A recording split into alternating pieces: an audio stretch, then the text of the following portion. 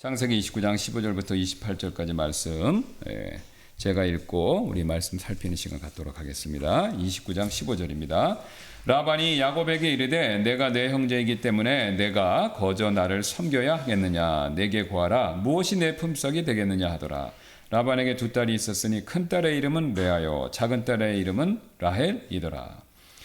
레아는 눈이 약하였으나 라헬은 아름답고 잘생겼더라. 야곱이 라헬을 사랑하였으므로 이르되 내가 외삼촌의 작은 딸 라헬을 위하여 외삼촌을 7년 동안 섬기리다 하더라. 이에 라반이 이르되 그녀를 내게 주는 것이 다른 사람에게 주는 것보다 나으니 나와 함께 있으라 하더라. 야곱이 라헬을 위하여 7년 동안 섬겼으나 그녀를 향한 사랑으로 인하여 7년이 그에게는 며칠 같았더라. 야곱이 라반에게 이르되 내 날들이 찼으니 내 아내를 내게 주소서, 내가 그녀에게 들어가겠나이다 하더라. 이에 라반이 그곳의 모든 사람들을 함께 모아 잔치를 베풀었더라. 그리고 저녁 때에 이 일이 일어났으니 곧 라반이 자기 딸 레아를 데리다가 야곱에게로 보내니 그가 그녀에게로 들어갔더라. 라반이 또 자기 여종 실바를 자기 딸 레아에게 여종으로 주었더라. 또 이 일이 일어났으니 곧 아침이 되니 보라, 그것은 레아였더라. 그가 라반에게 이르되 외삼촌이 내게 행한 것이 도대체 무엇이니까? 내가 라헬을 위하여 외삼촌을 섬기지 아니하였나이까? 어찌하여 외삼촌이 나를 속이셨나이까? 하더라. 이에 라반이 이르되 우리 지방에서는 그렇게 맏딸보다 작은 딸을 먼저 주는 일을 절대로 하지 아니하느니라. 그녀를 위해 이레를 채우라. 그리하면 우리가 이 딸도 내게 주리니 내가 다른 7년을 여전히 나와 함께하며 섬길지니라 하더라. 이에 야곱이 그렇게 하여 그녀를 위해 이레를 채웠고 라반이 자기 딸 라헬도 그에게 아내로 주었더라. 우리 지난 시간에 이제 살피던 내용이었죠. 뛰는 야곱 위에 나는 라반이라는 제목이었는데 그 이어서 못 끝냈기 때문에 연결해서 살펴보도록 하겠습니다. 오늘 보셨던 말씀처럼 이제 야곱의 우여곡절을 겪고 드디어 라반 집에 이제 도착했지 않습니까? 네, 그런데 이제 거기서 이제 그 품삯에 대한 서로 거래가 있었죠. 네. 근데 이 거래의 핵심은 뭐였냐면요. 바로 결혼 지참금을 지불하고 라헬을 얻어가는 거였죠. 예, 그 당시는 지금과 다르게 이런 말씀을 하면 좀 죄송한데 그 당시에는 여성분들을 고대 사회에서는 노동력 정도로 간수를 했습니다. 그렇죠? 예, 그러니까 이제 남자보다 중요성을 떨어뜨리게 이렇게 봤죠. 그러니까 이제 특히 아버지들이 그 자기 딸들을 재산같이 여겼어요. 예. 그래서 자기 재산같이 여겼기 때문에 그 자기 딸을 시집 보낸다는 거는요, 재산의 손실을 의미합니다. 그러니까 재산의 손실을 의미하기 때문에 그거에 대한 보상으로서 지참금을 받는 거죠. 왜냐하면 딸들이 있으면 옛날에는 다 살림하고 집에서 지금하고 틀리지 않습니까? 뭐 사회상으로 그런 게 없는 시대니까 살림살이하고 뭐 여러 가지 일하고 막 또 밑에 동생들도 키우고 막 그런 일을 다 했잖아요. 그러니까 가사 전업주부 같이 거의 했죠. 그러다 보니까 굉장히 중요한 노동력이었는데 이게 손실되니까 그거에 대한 보상으로서 지참금을 주는 게 문화였습니다. 근데 야곱이 아시는 것처럼 빈털터리로 왔기 때문에 지참금을 줄 게 없죠. 지참금을 주고 라헬을 데려가야 되는데 줄 수가 없는 거예요. 그러면 이제 뭐냐? 자기가 가진 노동력 이거밖에 없죠. 그러니까 자기가 일을 하고 일에 대한 대가로서 이제 지참금으로 계산해서 그 대가를 친 다음에 라헬을 자기 아내로 데려가겠다. 이게 이제 야곱의 생각이었고 뭐 라반도 그거에 대해 있어서 기본적으로 동의했죠. 그럼 문제는 왜 7년이었냐 이거죠. 지금 이제 7년이라는 횟수가 우리한테 와닿지 않는데 제가 이제 지난번에 말씀드렸던 것처럼 최저시급으로 계산하면 지금의 최저시급으로 계산하면 7년 일한 거면 2억 한 6천 된다고 그랬죠. 굉장히 적지 않은 돈입니다. 그러니까 2억 6천만 원 정도를 지참금으로 내겠다 이겁니다. 7년을 일해서. 그러면 분명히 야곱이 속된 말로 하면 세게 부른 거예요. 그렇죠? 예, 자기 지참금을 그 큰 액수로 걸은 거죠. 그럼 왜 야곱이 큰 액수를 이 사람이 불렀냐 이거죠. 야곱이 관대한 사람이기 때문에 그렇습니까? 안 믿어지죠? 예, 자기 형 것도 아버지 속에서 뺏은 사람인데 양복 없는 사람이잖아요. 그러니까 야곱이 그냥 관대해서 우리 큰아버지가 나를 데리고 있어 주시고 라헬이 이쁘니까 뭐 그래서 그냥 자기가 넉넉한 마음으로 주는 게 결코 아닐 인물이죠. 예. 그러니까 손해 안 보는 사람인데 그럼 이 사람이 왜 관대한 액수를 겉으로 보기에는 그 7년을 불렸는가라고 했었을 땐 이유가 있었다라는 거죠. 바로 뭐냐? 거기 답이 나오지 않습니까? 29장 26절. 이에 라반이 이르되 우리 지방에서는 그렇게 맏딸보다 작은 딸을 먼저 주는 일을 뭐라고 그러죠? 절대로 하지 않는다. 여기에 바로 힌트가 있습니다.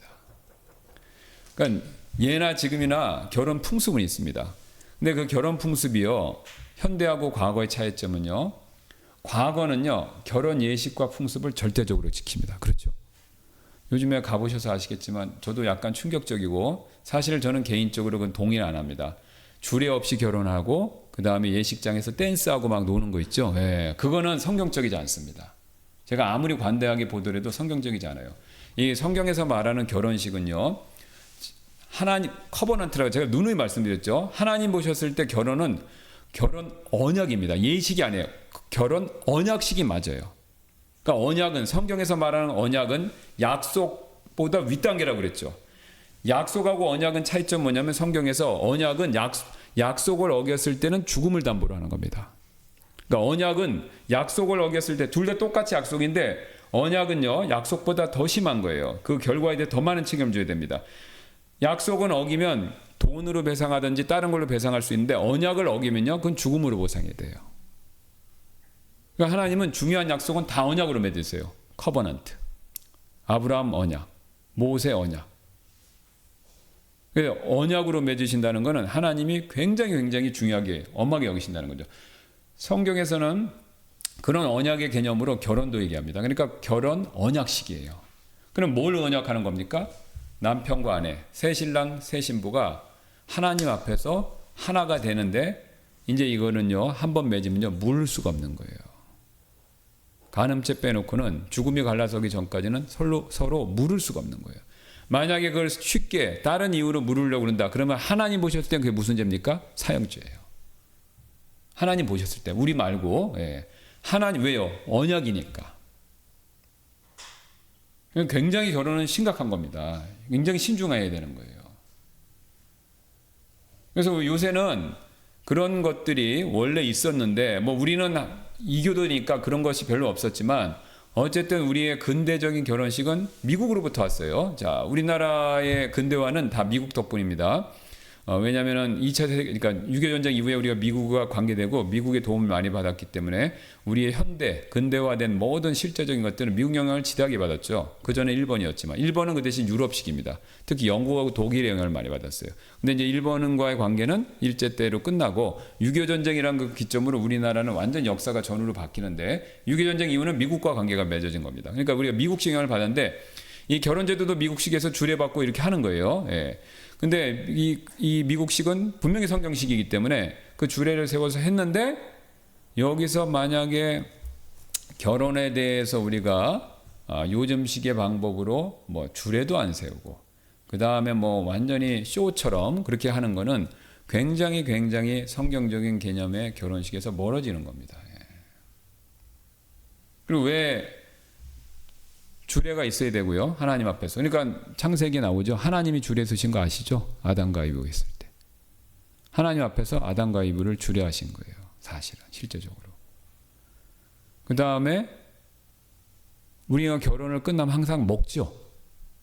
성경을 쭉 보시면요, 성경에서는 언약을 맺으면요, 언약을 맺었다는 증표로서 결과로 항상 음식을 먹습니다. 그래서 뒤에 나오겠지만 시내산에 가서도요, 이스라엘 장로 70인하고 모세 아론 올라가서 하나님을 보고 언약을 맺어요. 그게 시내산 언약이죠. 언약을 맺고 나서 뭐 하는 줄 아세요? 음식을 먹습니다. 하나님 앞에서. 그러니까 우리가 음식을 먹는다는 건요, 이 사람과 나 관계가 생겼다는 거예요. 그리고 뒤에 나오지만 야곱이 도망쳤잖아요. 라헬이 이제 드라빔 훔쳐갖고 그 추적하러 막 오죠. 그랬다가 이제 못 찾으니까 라반이 야곱한테 면박을 당합니다. 그리고 이제 서로 해치지 않도록 언약을 맺어요. 근데 언약을 맺고 뭐 합니까? 음식을 먹어요. 이 개념이 만찬에도 이어지는 거예요. 새 언약이잖아요. 그죠? 6월절 언약이 있었고 새 언약이 있잖아요. 그죠? 예.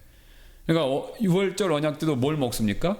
어린 양의 고기, 그 다음에 무교병, 이거 먹죠. 주님이 그걸 똑같이 하신 거예요. 새 언약에서도 예수님이 이제 우리를 위해서 새 언약 피로 새 언약 세웠는데 그거에 대한 결과물로 뭐라 합니까? 빵과 잔을 먹는 거예요. 그러니까 이 언약식을 맺고 먹는 건요, 뷔페 가서 배부르게 먹는 그런 의미가 아닙니다. 이게 커버넌트, 언약에 대한 관계가 형성됐다라는 걸 증거하기 위해서 일종의 이제 펠로우십이죠. 교제군요. 교제 개념으로 하는 거예요. 그러니까 결혼식장에 가서 막 배 터지게 먹느라고 한다. 그게 사실 성경적인 개념이 아닌 겁니다. 그러니까 남편과 아내가 처음으로 이제 생김으로 인해서 그 언약을 증인들이 돼주고 그 증인이 됐다는 증거로서 음식을 먹음으로써 확증을 해주는 거거든요.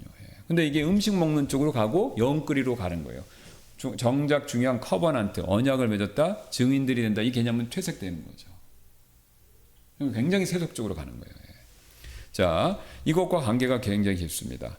오늘 이 라반을 필두로 한 야곱하고 라헬의 결혼식도요, 마찬가지죠. 그 결혼의 제도의 특징들을 잘 지켜야 되는데 요즘 시대는 이게 이제 흐트러졌지만 과거 시대는요, 이게 정확했습니다. 여기 나이 드신 60 이상 되고 70 이상 되신 분들 아시죠? 옛날에 결혼하려면 어떻습니까? 예단하고 뭐 하나 빠지면 난리 나죠? 파혼하는 경우도 있죠. 그렇지 않습니까? 예, 신부가 뭐 해야 되고 뭐 해야 되는데 안 해온다. 그럼 드물지만 파혼도 있어요. 예, 얼마 이상 뭐 하고 왜? 그리고 전문으로 그거 제가 기억이 안 나는데 그 중매쟁이라고 그러죠. 그 사람이 중간에 조절을 또 잘 해줘야 돼요. 예, 중매인이. 예, 지금 뭐 중매인이 없는데 중매인이 해갖고 이쪽에서 얼마 하고 뭐 하고 이렇게 이걸 또 잘 해줘야 돼요. 그리고 또 지방마다 틀려요. 그래서 그 예법을 다 찾아야 돼요. 안 찾으면 안 되는 겁니다. 예. 파혼까지 되는 거예요. 그러니까 옛날에도 그랬는데 그럼 이 시대는 어떻겠습니까? 이건 절대적인 법이에요. 관습법이지만. 그러니까 여기 라반이 빈말이 아닙니다. 여기 얘기하죠. 이에 라반이 이르되 우리 지방에서는 그렇게 맏딸보다 작은 딸을 먼저 주는 일을 절대로 안 한다는 거죠. 그러니까 라반은 이건 무조건 하기로 마음먹은 거예요. 자, 그런데 여기에 누가 작전을 세운 겁니까? 야곱이. 그러니까 야곱이 딱 보니까 레아 라헬이잖아요. 레아가 언니고. 라헬을 사랑해요. 이쁘고 마음에 드는 거죠. 근데 레아는 아까 말씀드렸죠. 눈이 약하다고 그랬죠. 이게 사시라는 뜻입니다. 그러니까 레아는 사시기 때문에 마음에 들지 않은 거예요. 근데 그 당시 법에 의하면 레아가 먼저 시집을 가야 되는 거예요. 레아가 시집을 가고 그 다음에 자기 차례가 라헬 차례가 되는 건데 이게 야곱이 머리가 잘 돌아간 사람이니까 딱 보니까 레아 시집 가기 쉽습니까? 어렵습니까? 어렵겠죠. 야, 그러면 이거 내가 여기서 천년만년 기다려서 또 야곱이 나이가 꽤 되는 거거든요. 성경 계산을 따지면요 60 이상 되는 건데, 야, 이거 큰일 났다. 이 레아는 시집가기 어려운데 이거 라헬을 하고는 빨리 내가 해서 빨리 고향으로 돌아가야 되는데 이거 답이 없네, 그런 거죠. 그러니까 가만히 보니까 우리 외삼촌 라반이 돈을 좋아하는 것 같아. 그러니까 수표를 크게 쓰자. 크게 쓴 거죠. 2억 6천을 쓴 거예요, 계약서에다가. 그러니까 그걸 무마시키려고. 그러니까 일종의 암묵적인 거래를 한 거죠. 우리 외삼촌한테 뇌물성인 거죠. 할 테니까 저기 레아는 알아서 하시고 라헬을 먼저 좀 빨리 좀 저한테 주세요, 이거죠. 그러니까 라반도 선수지 않습니까? 그러니까 여기 19절 이르죠. 이에 라반이 이르되 그녀를 내게 주는 것이 다른 사람에게 주는 것보다 나으니 나와 함께 있으라.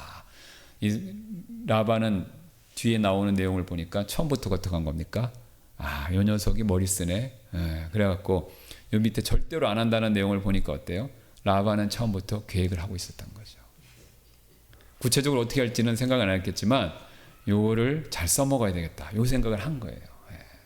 자, 그랬는데 드디어 신혼 첫날 밤에 이제 7년이 되고 신혼밤을 치렀는데 아시는 것처럼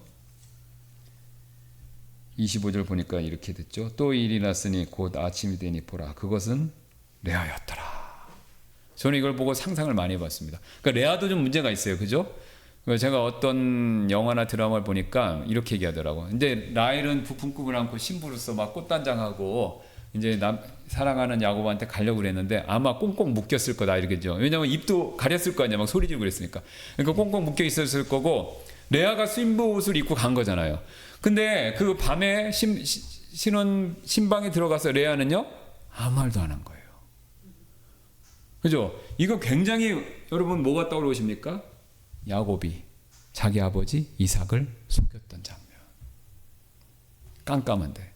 그러니까 자기 아버지 이삭이 눈이 어두워서 깜깜하게 됐는데 이번에 밤에 레아가 라헬을 든 것처럼 변장하고. 그죠? 또 재밌어요. 야곱이 자기 아버지 속이기 위해서 양털, 염소털을 막 붙였잖아요. 그죠? 에서처럼 보이려고. 그런데 이번엔 누가요?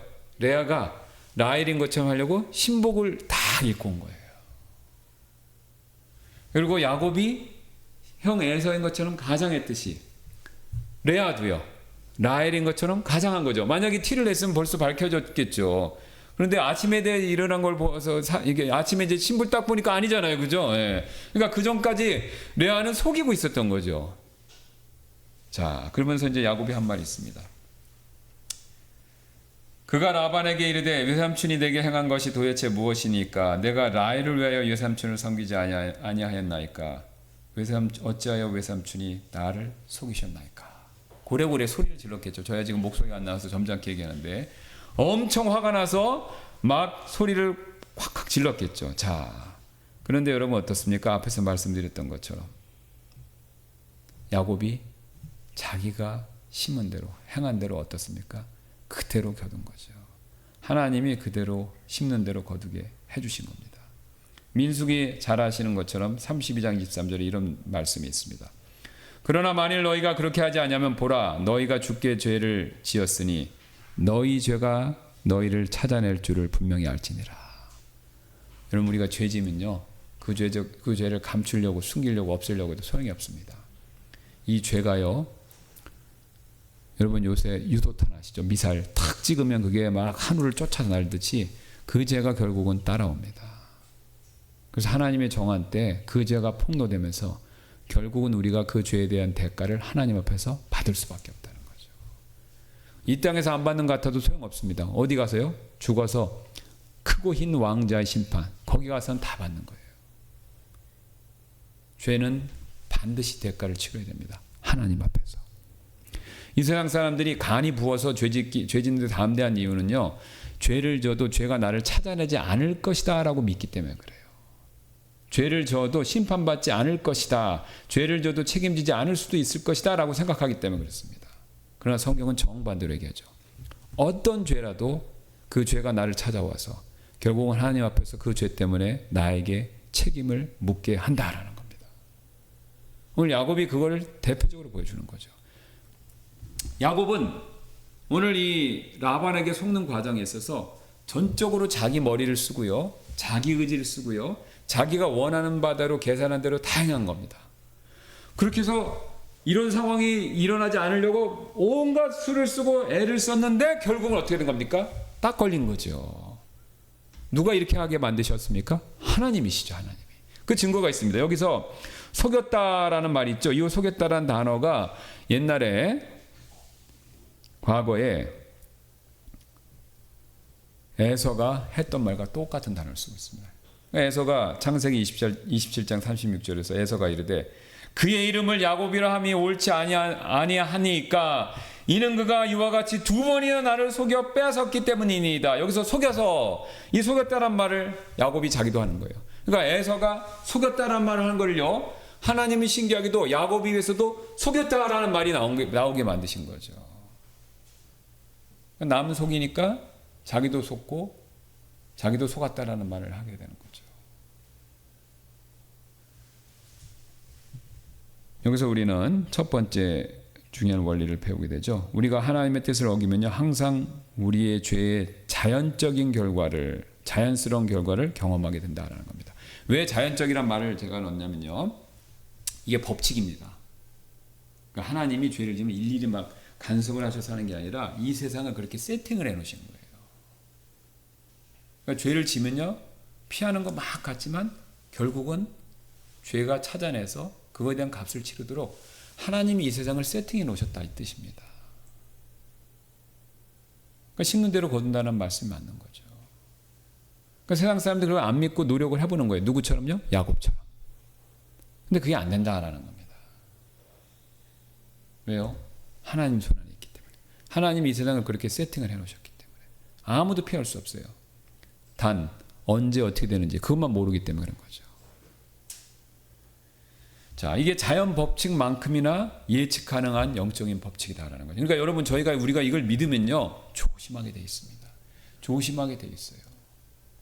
사실 어쩌면 야곱의 아들인 요셉은요 이걸 알았을지도 모르겠습니다. 자기 아버지 실수를 알았을지도 모르겠어요. 요셉이 올바른 사람일 수 있었던 것은요 이런 사실을 믿었기 때문이다라고 볼 수 있다는 거죠. 근데 야곱은 몰랐죠. 머리도 좋고요, 힘도 세고요. 그러니까 그 당시 갖출 걸 갖춘 실력자였습니다. 그러니까 자기 힘 믿고 속된 말로 하나님 앞에서 까불다가 자기 죄가 자기를 찾아와서 그 결과를 먹은 거죠. 그 다음에 우리는 이어서 두 번째 원칙 2를 봐주시기 바라겠습니다. 우리가 죄의 결과로 인해 겪는 고통의 정도는 우리가 지은 죄의 성격에 달려있다는 거죠. 그러니까 우리가 어떤 죄를 지었는가에 따라서 그 죄에 대한 결과도 이에 상응한다 이겁니다. 그러니까 심한 죄를 지면 그거에 따르는 결과도 심해진다라는 거죠. 이 원칙은 이제 바울이 로마서에서 잘 설명하고 있죠. 예.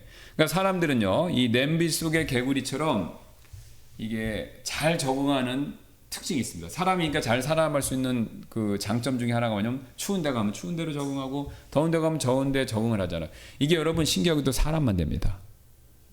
동물은 안 돼요. 북극곰은요 절대로 적도에 와서 못 살아요. 적도에 사는 동물은요 절대로 북극 가서 못 살아요. 근데 사람은 다 살아요. 그렇죠? 예. 에스키모도 거기 살았지만 또 내려와 살면 뭐 죽는 사람도 있겠지만 적도에 오면 또 사는 거예요. 아마존 가서. 그러니까 사람만 가진 능력입니다. 환경에 잘 적응한다는 거. 근데 잘 적응하는데 이게 나쁘게 작동하면요 죄된 생활에도 적응을 해버려요. 이게 문제죠. 이걸 우리는 보통 뭐라고 부릅니까? 중독. 예, 적응을 잘하는 게 좋은데 나쁜 거에 적응이 되면 문제가 되는 거죠. 이 중독이 되는 겁니다. 그래서 이게 죄에 중독이 되면 될수록 그에 상응하는 결과들도 심하게 점점 나타난다라는 거죠. 자, 여기 보시면 이제 그 바울이 이제 세 가지 그 단계를 분명히 보여줬습니다. 거기 보시면 로마서의 첫 번째 단계 나오죠. 그런즉 하나님께서 그들 자신의 마음의 정욕을 통해 부정함에 내어주셔서 그들 사이에 자기들의 몸을 서로 욕되게 하셨느니라. 이게 옛날에 과거에 제가 로마서 설교할 때 말씀드렸던 것처럼 사람이 정욕을 따라서 성적인 것에 부정함에 빠져들면요 하나님 내버려 두셔서 성적인 부도덕함을 합니다. 근데 여기 딱 적응돼 버리는 거예요.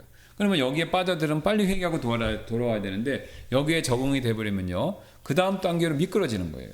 그러니까 두 번째 단계가 뭡니까? 수치스러운 애정들. 이거 동성연애잖아요. 그러니까 성적인 타락에 빠져서 빨리 회개하고 돌아와야 되는데 그 성적인 타락에서 회개하지 않고 계속 거기에 머무르면요 더 나쁜 상태로 빠지는 거죠. 동성연애를 가는 거예요.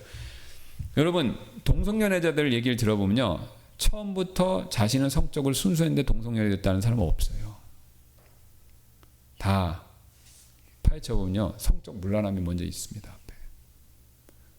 나는 남자 손 한 번도 안 잡아봤는데 동성연애 됐다 이런 거 없는 거예요. 이런 거 없습니다. 그 전에 성적 타락이 있어요. 어떤 식으로든지 육체적이든지 뭘 보든지 뭐 하든지 과학적이든지 뭐 다 있습니다. 얘기를 안 하는 거죠. 근데 상담한 사람들은 다 알아요. 그걸 상담하다 보니까 드러났기 때문에. 그러니까 이제 이번엔 동성연애로 더 빠져드는 거죠. 예. 근데 이게 동성연애 하면 그거 자체가 문제가 있는 게 아니라고 말씀드렸죠. 자, 동성연애는 왜 문제입니까? 비정상이 된 거예요. 자, 남자는 여자는 남자를 이게 하나님 정하신 원칙이잖아요. 근데 그걸 남자가 여자를 하니까 비정상이 된 거죠.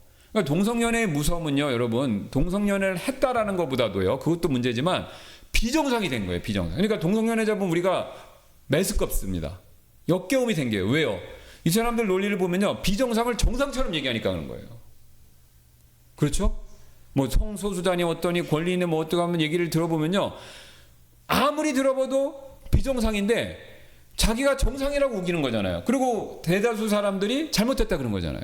그러니까 저는 다른 건 몰라도 이란의 헌법을 존중합니다. 이란의 헌법에 따르면 동성연애는 정신병이라고 규정하는데 저는 그 맞다고 봐요. 비정상이에요, 비정상. 근데 비정상인데 정상이라고 우기는 거죠. 그리고 그 비정상인 걸 전체 사회에 막 강제를 하는 거잖아요, 지금요. 그게 무서운 겁니다. 비정상이 정상인 것처럼 행동하는 거. 그럼 여러분, 자 보세요. 처음엔 실수를 해요. 잘못된 걸 합니다. 뭐 성적인 타락을 하든지 뭐라든지. 근데 이게 심해지면요, 정상 비정상이 헷갈려져 버리는 거예요. 자, 그러면 정상 비정상이 헷갈리면 그 다음 단계 뭡니까? 그 다음 미치는 거죠. 정상 비정상 구별을 못하면요, 그 다음에 미치는 겁니다. 왜요? 선악 판달, 진리 거짓이 판단이 안 되니까 막 미치는 거. 어제도 목회자 모임에서 그런 얘기했어요. 이게 미국은 심각해졌다. 그래서 판사들이요, 남성 여성에 대한 정의를 하는데 무슨 청문회나 이런 데서 그런 얘기를 한다는 거예요. 판사인데도 뭐 한데도 여자가 뭡니까? 그러니까 당신은 남자입니까 여자입니까? 그러면은 남자 여자인지는 뻔한 거잖아요. 벌써 우리 유전자 과학이 발달해서 DNA로 분석하면 XXXY 딱 나오잖아요. 뭐 왜 신체상의 특징, 심리적인 특징 빼놓고 유전자학으로 보면 딱 나와요. XXXY. 그리고 XXY는 비정상인 거예요. 그러니까 XY로 딱 나오니까 하나님이 완전히 못을 박으신 겁니다. 딱 남자 여자는 유전적으로 넘어갈 수 있는 넘어갈 수 없는 선이 존재하는 겁니다. 근데 그 판사가 뭐라고 그러냐면요. 그 다른 목사님 말씀하시는데, 아, 여자는 내가 여자라고 생각하면 여자가 된다는 거야. 남자는 내가 생각하고. 그럼 자기가 여러분, 이거는 굉장히 심한 교만 있는 거예요. 남자 여자 누가 정해 주십니까? 하나님이 정해 주시는 거죠. 하나님이 태어날 때 얘는 남자 여자하고 남자 여자 정해 주신 증거를 유전자를 딱 넣어 주신 거잖아요. 그 배합이 어떻게 되는지 모르지만 섭리로 해서 태어날 아기마다 남자 여자 딱 한 거죠. 근데 산모가 뭐 음식을 잘못 먹거나 약물 처리 잘못해서 이게 섞이면 이제 기형이 되는 거고. 근데 하나님 딱 정해 주셨는데 뭐예요? 자기가 정해졌다는 거예요. 자기가 정했다. 비정상이죠. 근데 이게 심해지니까 이제 미치는 겁니다. 그러니까 그렇게 얘기한 것 자체가 판사지만 미친 거예요. 그러니까 여기서 3단계 나오죠. 하나님께서도 그들을 버림받은 생각에 넘겨주셔서 적절하지 않은 그런 것들을 행하게 하셨으니, 그 다음에 쭉 읽어보시면 26가지의 굉장히 말하기도 어려운 죄들이 쫙 나옵니다. 그러니까 제정신이 아닌 결과 정상에서 벗어나서 미친 겁니다. 이게 굉장히 무섭습니다, 여러분. 그러니까 우리가 죄는요, 죄는 모양이라고 상가라고 했듯이 죄 짓는 걸 굉장히 조심해야 됩니다. 굉장히 조심. 왜요? 누구를 위해서? 나 자신을 위해서. 내가 죄 지면요 비정상 되고요, 자를 죽고. 근데 비정상이 심해지면요 미치는 겁니다, 실제로. 그러니까 요즘에 제가 이런 얘기하면 좀 그래요. 미친 사람 많잖아요, 그죠? 강남에서 묻지 마세요. 그 사람들 착하고 멀쩡했는데 그랬을까? 아니라니까요. 정상 비정상이 판단이 안 되면서 어느 순간부터 그렇게 행동을 하는 겁니다. 그러니까 재판장에 불러놓고 막 사람 자기 사귀던 여잔데 사귀는 거 거절했다고 쫓아가갖고 자기 어머니하고 사는데 어머니를 그 있는 딸을 그 어머니분 앞에서 칼로 막 여러 번 수백 번 찔러 죽이고, 그죠? 예. 그다음에 그 어머니도 죽이고, 그 사람들 얘기하는 거 들어보세요. 굉장히 막 떳떳하잖아요, 그죠? 예. 뉘우치는 게 없는 거예요. 그게 무섭다는 거죠. 우리 사회가 경악하는 게 뭐냐면, 그런 죄를 지은 것도 문제인데 그런 죄를 짓고도 양심의 가책을 안 받는다는 거. 그러니까 요새는 뭐 합니까? 아예 그냥 정신병자인 것처럼 취급해갖고 감형받으려고 그러잖아요, 또. 굉장히 무서운 겁니다. 그러니까 하나님께서요, 우리에게 정상적인 마음을 주신 게 너무 감사한 거예요. 그러니까 죄를 지면 점점 멀어지는 겁니다. 그러니까 그러지 않도록 우리가 죄 짓지 않도록 조심해야 된다라는 거죠. 오늘 야곱의 가족도 마찬가지입니다. 보세요. 야곱의 가족의 이 모든 문제 발단은 식욕이었어요. 그렇죠? 아버지 이삭이 고기를 좋아해서, 야생 고기, 그걸 좋아하면서, 그러니까 식욕이 발단해서 뭐가 됐습니까? 편애가 됐죠. 그러니까 편애가 되다 보니까 어떻게 됐어요? 그 편애로 인해서 장자권을 얻기 위해서 거짓이라는 죄로 발전했죠. 근데 거짓의 죄를 지으니까, 야곱이 형 에서와 자기 아버지 이삭을 속이니까 어떻게 됐습니까? 결국은 에서가 야곱을 죽이겠다 그러죠. 여러분, 죄악이 점점 발전해서 결국은 죽음을 부르는 모습을 보여주고 있습니다. 그러니까 결국은 죽을까 봐 무서워서 도망쳐온 거잖아요, 야곱이. 그래서 우리가 죄의 결과로 인해서 고통받는 겪는 고통의 정도는요, 우리가 짓는 죄의 정도, 성격에 달려 있습니다. 그러니까 죄는요, 지을 때면 빨리빨리 저와 여러분 회개하시는 게, 그게 복받는 지름길입니다. 죄를 안 질 수는 없죠. 그러니까 죄를 안 져야 되는데 안 지고 사는 건 실제로 불가능하지 않습니까? 그러니까 죄를 지면 방치하지 마시고 빨리 회개하시는 게 좋아요. 그걸 방치하면 비정상으로 가고 비정상을 또 방치하면요 완전히 미치게 되는 거예요. 그러니까 그 전에 빨리 회개하고 돌이켜야 돼요. 빨리 해요. 그러니까 다윗이 왜 훌륭합니까? 죄 안 졌어요? 우리보다 심한 죄 졌잖아요. 시편 보세요. 다윗의 훌륭한 점이 나오죠. 죄 지면 즉시 엎드렸습니다. 그 사람이. 물론 우리아의 아내 바세바하고 좀 버텼지만 나단이 딱 찍으니까 어떻게 됐어요? 금방 회개하고 뉘우쳤죠. 그러니까 다윗이 잘한 건요. 죄를 안 져서가 아니라 죄를 빨리 회개하는 거. 이게 뛰어난 겁니다. 자, 세 번째입니다. 하나님은 때때로 우리가 다른 사람의 삶에 초래한 고통을 이해하도록 하기 위해 우리의 죄의 결과로 고통받는 것을 허락하시며 이런 이해는 우리 안에 하나님께 더 가까이 다가가고 다른 사람을 더욱 그리스도와 같은 방식으로 대하려는 열망을 일으킵니다. 자, 그러면 왜 하나님께서 에서가 느낀 고통을 야곱도 느끼게 하셨을까요? 흔히 하는 말로 이거 쌤통이다. 하나님 그것 때문에 그러셨을까요? 아니죠. 하나님이 고소하다. 너도 당해봐라. 이런 마음에서 아닙니다. 야곱이 라반을 통해서 소금으로 고통을 맛봤죠. 그럼 하나님은 원하시는 건 뭡니까? 에서가 느낀 고통, 아버지 이삭이 느꼈던 고통을 너도 느껴보라는 거예요. 그러니까 자기가 잘못을 범해서 다른 사람들한테 피해를 주고 그 사람에게 고통을 주지 않았습니까? 그러니까 그거를 느끼는 게 필요한 거예요, 우리는요. 그러니까 하나님이 원하셨던 것은 야곱에게 고난을 받게 하는 그 징벌 차원에서 그것이 전부가 아닙니다. 그것을 통해서 형과 아버지의 심정을 너도 느껴봐라 이거죠. 그리고 그걸 느끼고 뭘 하라는 겁니까? 회개하고 용서를 구하고 화해하라 이거죠. 이게 하나님 방법입니다. 사실 우리도 마찬가지입니다. 하나님이 동일한 마음 쓰세요. 우리도 심는 대로 거두게 하시고 우리도 실수했을 때 하나님이 오늘 야곱같이 자기가 뿌린 결과를 먹게 하세요. 그럼 내가 그 결과를 받게 됐다고 화가 나서 막 그냥 남을 미워하고 남을 원망하고 그렇게 하면 안 됩니다. 그러면 유익이 없는 거예요. 그럼 내가 이랬으니까 딴 사람한테도 내가 그랬던 거에 대해서 그걸 한번 공감대를 느끼라는 거죠. 그러면 어떻습니까? 나도 미안한 마음이 들고 그러다 보면요. 아유 미안하다 잘못했다 이렇게 얘기하는 거죠. 그리고 화해할 수 있는 기회가 생기는 거죠.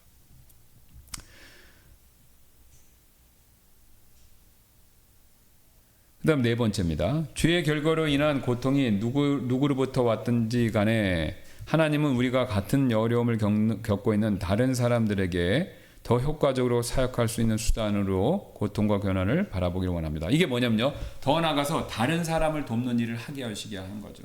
자, 성경에는 나와 있지는 않습니다만 야곱이요.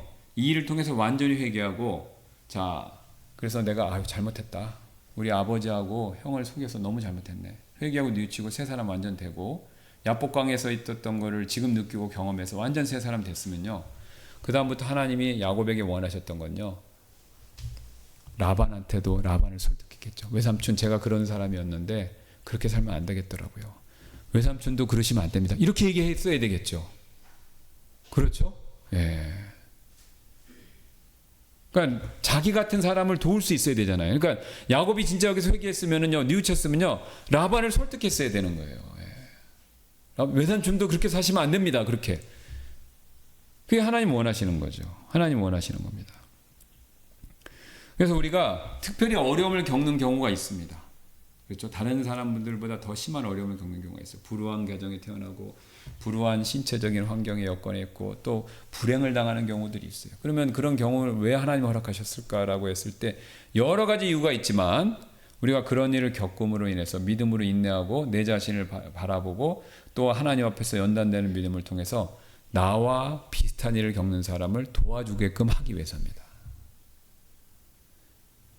미국의 에릭 타다라고 해서 굉장히 유명한 여자 이 자매님이 계시는데 이분은 건강하고 멀쩡했는데 17살인가 요 이제 강가에서 수영하기 위해서 이렇게 점프를 했어요. 근데 점프를 했는데 이 깊은지를 얕은지를 모르고 점프를 했다가 그냥 이 목에 부딪혀 갖고 목뼈가 부러지면서 하반신 마비가 왔습니다.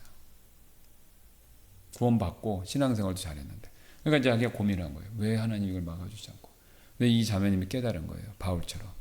하나님이 나같이 이렇게 신체상의 장애가 생긴 사람을 돕는 이런 일을 하라고 부르신 거구나. 헬렌 케러랑 비슷하죠. 그렇게 깨닫고 이분이 그런 사역을 하신 거예요. 그런 사역. 그래서 그 장애가 있는 사람들, 불행을 겪은 사람들 위로하는 사역을 엄청, 그래서 하나님이 쓰셔갖고 굉장히 이분이 많이 쓰임 받았어요.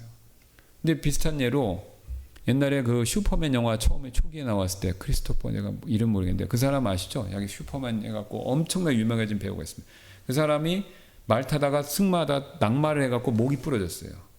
그래서 전신마비가 왔어요. 근데 그 사람은요, 원망과 저주 가운데 살다가 죽었다고 합니다. 하나님을 저주하고. 그러니까 어려움이 찾아오면요, 그거를 나를 보고 뉘우쳐야 되고, 그 다음에 거기서 멈추는 게 아니라 다른 사람을 돕고 격려하는, 그런 곳까지, 그런 방향으로까지 하나님은 나가기를 원하신다는 거죠. 이게 이제 바울이 이 원리를 이해했습니다. 저기 한번 제가 보도록 하겠습니다. 고린도서 1장 8절에 이렇게 얘기하죠. 형제들아, 이는 아시아에서 우리에게 닥친 어려움에 대하여 너희가 모르기를 우리가 원치 아니하기 때문이니 우리가 힘에 부치도록 한없이 눌려서 심지어 생명까지도 단념하였을 정도였느니라. 그러니까 사역을 하다 보다 얼마나 어려웠겠습니까? 바울이 겪은 어려움을 뭐 말로 표현할 수 없죠. 바울이 막 자기 40대를 맺는 매를 몇 번 맞고 파산하고 뭐 강도 만나고 추위 굶주림 엄청 얘기하지 않습니까? 그러니까 엄청나게 심지어 생명까지도 단념하였을 정도다. 그러니까 내가 죽는 게 낫겠다 이 정도였다는 거죠. 그런데 1장 3절에 이렇게 얘기합니다. 하나님을 찬송할지어다. 그분은 우리 주 예수 그리스도의 아버지시여 궁율의 아버지시여 모든 위로의 하나님이시며 그분께서 우리의 모든 환난 중에서 우리를 위로하시니 이것은 우리 스스로가 하나님께 위로받을 때 얻는 위로를 힘입어 우리가 어떤 어려움에 처한 자들이라도 능히 위로하게 하려 함이라. 자기가 어려움을 겪고요, 그걸 믿음으로 이긴 다음에 거기서 멈춘 게 아닙니다. 그걸 간증 삼아서 어려움을 겪는 다른 사람들을 위로해 주는 일에 하나님이 그 자기의 어려움을 쓰셨다 이겁니다. 그러니까 어쩌면 하나님께서 이런 목적으로 저와 여러분에게 인생의 각각의 어려움을 허락하셨을 수가 있어요. 우리는 너무 내 문제에 몰입해갖고 이거 어떻게 하지? 이거 왜 해결이 안 되지? 하나님이 왜 응답 안 해주시지? 그래서 자포자기하고 낙담하고 원망하고 뒤로 물러나고 그러는데요, 그게 하나님 뜻은 아닙니다. 오히려 믿음으로 나아가서 믿음으로 극복하고요, 그래서 그 결과 그것을 거울 삼아 발판 삼아 다른 사람들을 위로해주고 힘을 줄 수 있는 그런 방향으로까지 나아가기를 원하시는 거죠. 솔직히요, 제가 보니까요, 저를 포함해서 우리는 너무 자기 연민이 많습니다. 그러니까 우리가 자기 연민에 빠지면요, 낙담도 쉽게 하고 원망도 쉽게 하고 자포자기도 쉽게 합니다. 여러분, 자기 연민에 제일 빠져있는 사람이 누군지 아세요? 자살하는 사람들입니다. 자기밖에 생각을 안 하기 때문에 자살하는 거거든요. 다른 사람을 생각하면 자살할 수가 없습니다. 자살하는 사람은 시야가 이렇게 된다고 그러잖아요. 그러니까 여기 사랑의 전화가 있지 않습니까? 자기만 보지 말고 다른 걸 볼 수 있게 하려고 마지막 기회를 주는 겁니다. 슬픔과 고통과 어려움은 현실입니다. 그러나 우리가 지나치게 자기 연민에 빠지면요, 거기에 몰입되면서 하나님이 원하시는 길로 못 나온다라는 거죠. 하나님이 어려움을 허락하시는 데는 뜻이 있고, 하나님은 분명히 어려움을 헤쳐서 나오기를 원하시고, 바위처럼. 그다음에 그것을 통해서 다른 사람을 돕기를 원하신다는 거죠. 마지막 다섯 번째 빨리 보도록 하겠습니다. 고통과 고난의 원인과 우리의 삶에 미친 결과와 상관없이 하나님께서는 과거의 죄를 용서하십니다. 하나님께서 우리를 용서하실 때 그분은 우리를 그리스도 안에서 완전하게 보십니다. 이게 제일 중요하죠. 자, 우리가 구원받은 사람이라면요, 실수하고 죄를 졌다 하더라도요, 하나님 이미 다 용서하셨습니다. 그러니까 우리가 이 사실을 믿으면요, 언제든지 우리는 다시 일어날 수가 있습니다. 하나님께서 내가 죄를 짓고 어떤 죄에 대한 결과를 얻는 건요, 하나님 나를 미워하시거나 나를 버리셨거나 그게 아니라는 거죠. 아까 말씀드렸듯이 죄를 지면 자연스러운 결과로 세팅이 돼 있는 거예요. 그러니까 여러분 보세요. 아이가 뜨거운 걸 만지면 무조건 뒤게 돼 있죠. 그렇죠. 그러면 아빠가 그 엄마 아빠가 그렇게 하게 만든 겁니까? 그건 아니지 않습니까? 예. 엄마 아빠가 하지 말라라고 했는데 뜨거운 거 만지지 말라고 그랬는데 애가 만졌어요. 그러면 D잖아요. 이게 손을 대잖아요. 손을 댄 건 엄마 아빠가 되게 한 건 아니죠. 그건 자연스러운 결과물이지 않습니까? 하나님도 마찬가지입니다. 하나님도 죄를 지면 결국 기회된 결과를 이렇게 딱 로마서처럼 단계별로 다 정해 놓으신 거예요. 이 세상을 세팅해 놓으신 거예요. 그러니까 하나님이 이렇게 정해 놓으셨고 우리가 선택해서 그렇게 가는 것이지 하나님이 일부러 그렇게 가도록 유도하신 건 아니라는 겁니다. 하나님은 오히려 우리가 그런 죄를 짓지 않기를 원하시고 주었다라도 빨리 뉘우치기를 원하시고 또 뉘우쳐서 회개하고 나왔었을 때 다른 사람을 돕기를 원하신다는 거예요. 그러니까 하나님이 나를 싫어하시고 뭐 하시나 보다 이렇게 해서 뭐 나를 완전 미워하시는 보다 나를 뭐 내가 구원 상실이다 이렇게 생각하실 필요가 없습니다. 왜요? 하나님은 우리에 대한 사랑은 변화가 없습니다. 왜? 그리스도를 통해서 완전히 용서하셨기 때문에. 단지 우리의 습관적인 죄를 고치시기 위해서 그런 걸 허락하시는 것뿐이라는 거죠. 그래서 우리가 이 사실을 경험하면요, 우리가 하나님 앞에서 언제든지 더 빨리 나올 수가 있습니다. 자, 여기 대표적인 이야기가 사도 바울인데, 여러분 사도 바울은 예수님 앞에서 하나님 앞에서 굉장히 큰 죄를 지었죠. 어떤 죄를 지었습니까? 예수님 믿는 사람 교회를 핍박하지 않았습니까? 근데 그가 회개하고 구원받았어요. 그리고 그가 회개하고 구원받았을 때 너무나도 악명 높아서 그 당시 그리스도인들이 사도 바울을 의심했어요. 저 사람이 가짜로 해갖고 한 게 아니냐, 그 정도로.